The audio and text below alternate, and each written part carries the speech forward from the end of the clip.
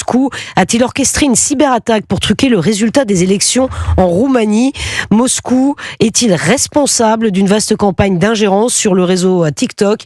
Les Roumains étaient appelés aux urnes aujourd'hui pour le premier tour d'une élection présidentielle scrutée de près en Europe, et pour cause, un premier scrutin présidentiel organisé fin décembre 2024 avait été annulé à la suite de soupçons d'ingérence russe. Wilfried de Villers. Oui, avec pour conséquence que la campagne présidentielle qui vient de se terminer en Roumanie s'est faite avec un contrôle renforcé des publications politiques sur les réseaux sociaux. Reste que l'ombre de Moscou plane toujours sur le scrutin aujourd'hui.